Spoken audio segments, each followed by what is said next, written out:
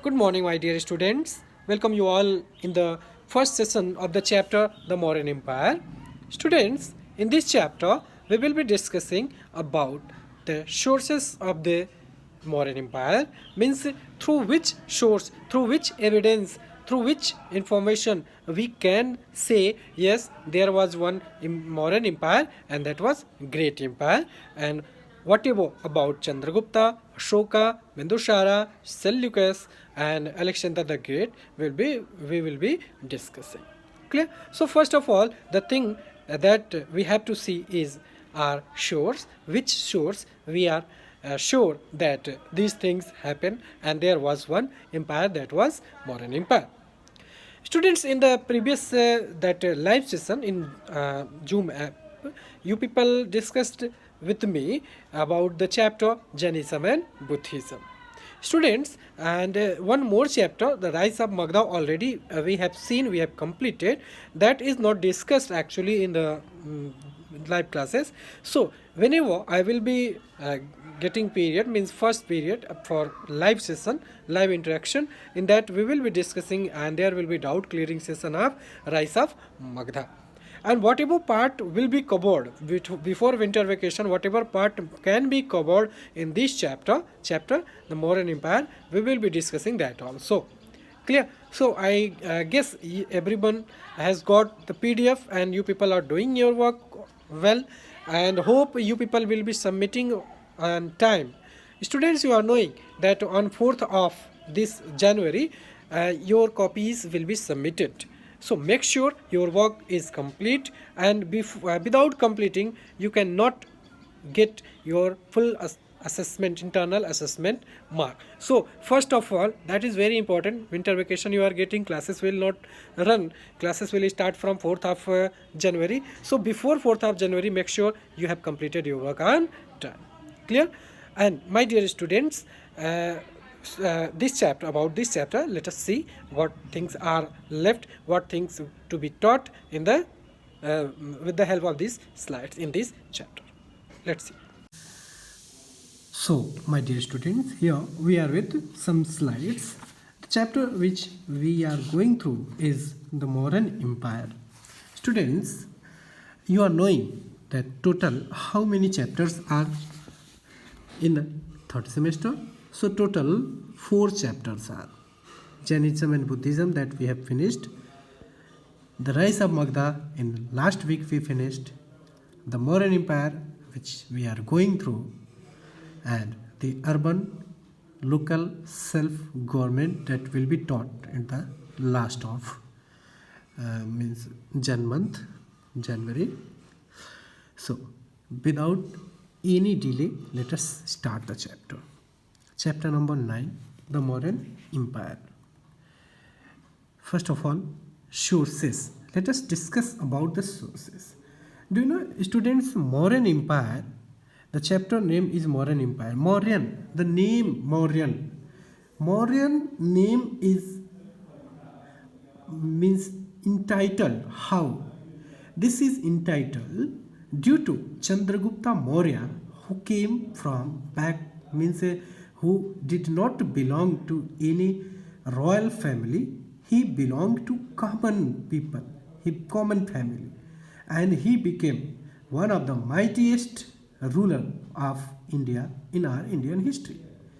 Okay, so first time, due to Chandragupta Maurya only, the first time in our Indian history, a large part of country was politically unified.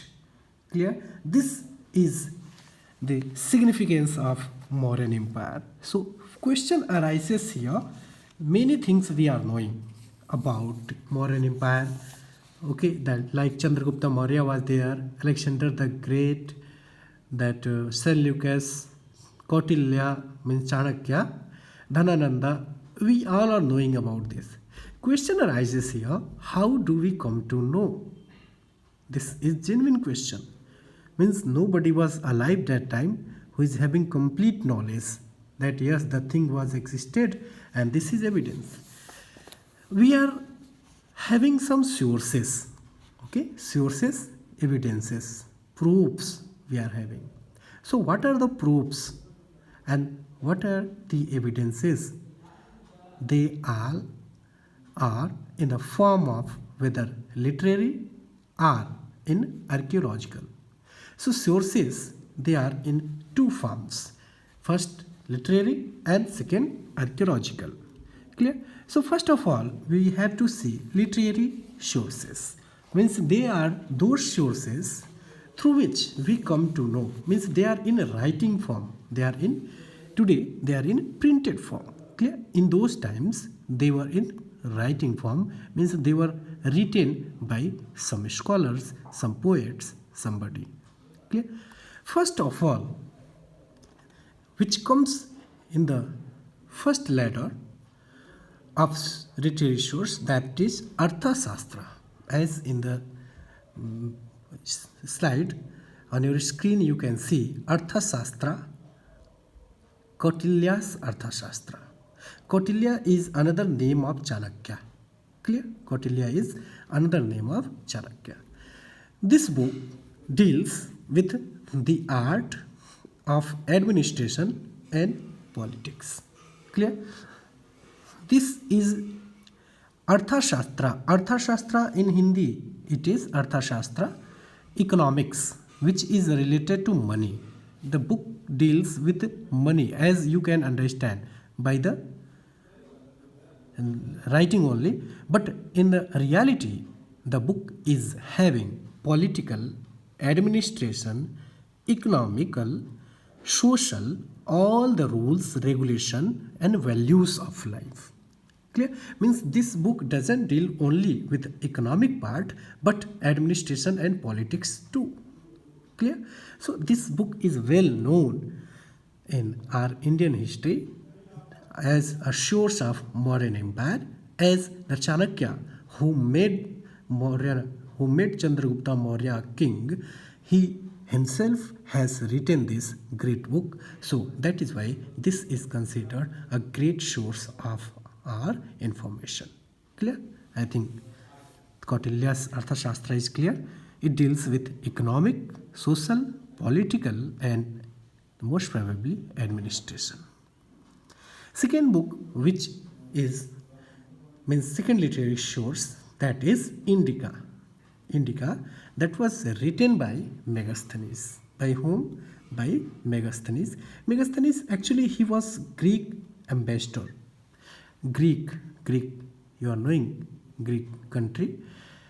Ambassador is what? Ambassador means if any country wants to make a good relationship between two countries, so the country has to send one ambassador as good, means who maintains good relationship with that country. Suppose India wants to make a good relationship with America, so India will send one ambassador, okay, to America. He will deal all the matters of India. It is found today also in all over the world, each country sends its ambassador. Clear? Through IFS examination, you are knowing, Indian Foreign Services, they are appointed, they are selected.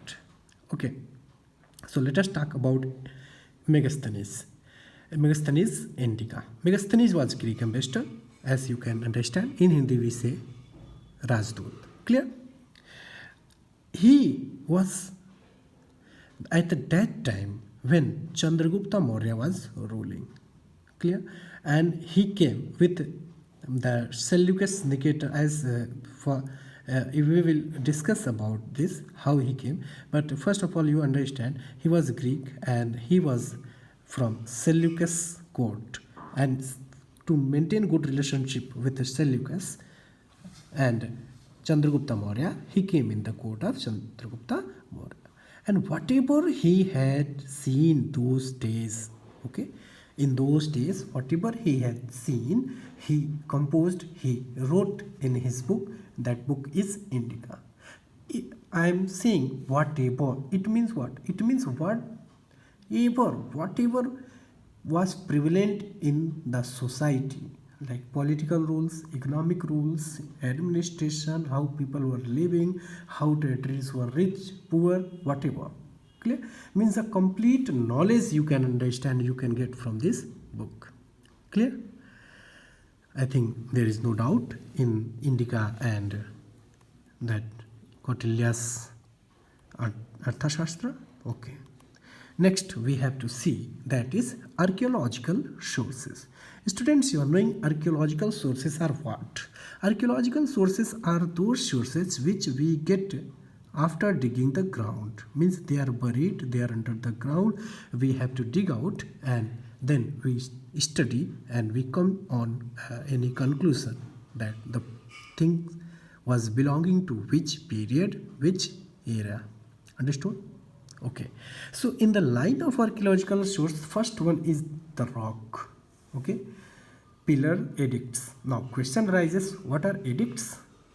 Rock you are already knowing. Chattan means like stones. Okay, huge stones. Edicts, pillars, edicts. Edicts are royal command. Suppose in like today our government wants to share anything to us, can share in a written form in printing mode. But those time in the Mauryan Empire, in that time there was no printing press, so the king, they wrote, means their royal command, their statement was written, was engraved where? On rock or any pillar. That is called pillar edicts. Clear? Ashoka's means he was also one of the great ruler of Mauryan Empire. Ashokan edicts are very famous, that we will discuss in this chapter only. Clear? Next one is silver coin. The silver coin of Mauryan Empire tell us a lot about the economic condition under the Mauryans. Like suppose gold coins, silver coins, okay, they are in the, means they are the part of administration, they are the part of exchange, intermediate mode of transaction. If they are, it means they are costly, and it means the territory was very rich because silver, gold was in practice. Understood? Let us see this example. This is the great ruler of Mauryan Empire who founded the Mauryan Empire, Chandragupta Maurya. Chandragupta Maurya. Clear? Next one is who? Chanakya. About Chanakya, I think everybody is knowing. Okay? So, first of all, let us understand about Chandragupta Maurya. In 321 BCE, Chandragupta Maurya overthrew the last Nanda king, Dhanananda. Dhanananda was very, means you can say that he was just unaware about the Chandragupta Maurya and the power of the people, and he was just living luxurious life. He was not caring too much to his people. Clear? So people were also dissatisfied. They joined Chandragupta Maurya's army, and one day Chandragupta Maurya seized his power and became the ruler of Magdha. The ruler of Magdha. As he became the ruler of Magdha, he founded the Mauryan Empire. His success was largely due to the guidance of a great advisor, a great teacher, a great personality. Who is that personality? On your screen. Chanakya. Clear? Chandragupta Maurya was an official in the army of Nanda. Clear? He wanted to overthrow the extremely unpopular Dhanananda, and he, with the help of Chanakya, learned and a lot practices he did. Teachings were given by Chanakya only. Chanakya, he was a learned and wise Brahman scholar, and he was also a teacher of Takshashila. It is believed that he is still one of the wisest personality of our Indian history. Chanakya, who had personal grudge against Dhanananda. As one story is famous, a story is what means that is truth also, that he was aware, Chandragupta, Chanakya was aware about his kingdom, that one foreigner, Alexander the Great, was attacking, was winning the world and coming to India. So one day he went to Dhanananda. That time Dhanananda was the ruler. He told Dhanananda, at that time when he entered in the court, Dhanananda was busy in dance and gambling, whining and all. So he shared his problem, but Dhanananda did not take care, and when he forced to listen, Chanakya forced to listen, that please listen me, that time Dhanananda insulted him and threw out. That time he determined that one day I will dethrone you, okay, and will make a king to somebody else who will come from common man. And this was his promise, and promise was fulfilled by him when Chandragupta, with his bravery and military strength, laid the foundation of Mauryan Empire after the overthrowing of Dhanananda. Clear? You knowing that about Alexander the Great, you are well knowing about Alexander the Great. He was he was dreaming to win the world, and almost many parts of the world he won. He came to India, and with the cunning tricks of Chanakya, he could not win, but then also he could win some parts of northwestern part of India. A few years after Alexander's death, fighting broke out between his generals and for the control of vast empire. Seleucus, one of Alexander's general, became the ruler of territory stretching from Asia to Minor to Indus, okay, up to Indian border. He crossed the Indus River, and that time Chandragupta Maurya was ruling, clear, and recovered territories of Alexander, what Alexander conquered earlier. Okay, after Alexander's death, the country they declared themselves independent or was annexed by somebody else. Chandragupta Maurya defeated him. To whom? To Seleucus Nicator. Chandragupta Maurya defeated, and then what happened? Seleucus was compelled to sign on a treaty. That treaty was what? According to which Eastern Afghanistan, Baluchistan, area of west of Indus, it was given to Chandragupta, and also the most important thing, he gave his daughter Chandragupta, his daughter name is not given in your book, but you can understand, you can know, Hercules, name was Hercules, in marriage, and sent Megasthenes as ambassador to Chandragupta's court. Megasthenes came now. Megasthenes was Greek ambassador sent by Seleucus. In return, Seleucus received 500 war elephants. This was stated. Chandragupta Maurya built a vast empire, which was the first great empire in India. By the end of reign, the Mauryan Empire stretched from Hindu Kush to northwest, means almost all part of India was covered by this. What you are seeing on your screen, that is Dhanananda, and here it is Chanakya. Clear? So Mauryan Empire was how it stretched, you can see on your screen. Clear? Almost all parts of India was covered. See this northwestern part also. Clear? This was the territory covered by Mauryan Empire. Now next king came Bindusara. Bindusara was the son of Chandragupta Maurya. After the death of Chandragupta Maurya, Bindusara became ruler, and during his reign, the empire extended up to Mysore. Mysore means you are knowing. Mysore you can understand till here. Clear? And after his death, means Bindusara's death, his son Ashoka became the ruler, and Ashoka is also known the Great. Clear? Let us talk about the Great Ashoka. When Ashoka ascended the throne in 273 BC, Kalinga was the only kingdom. Kalinga was that time, here you can see, in this time, okay, this area. Kalinga was only the kingdom which was not in the control of Mauryan Empire. So first of all, he aimed to win that area. To which area? To Kalinga. Clear? So what happened? At this time, Ashoka, he determined, he attacked, he declared war against Kalinga and conquered it after a bitter struggle. His empire now stretched from Himalaya in the north to Mysore in the south, Hindu Kush mountain in the northwest, Brahmaputra in the east. It also included Kabul, Kandahar, Herat and some parts of Nepal and Kashmir too. This is war. This is scene of war.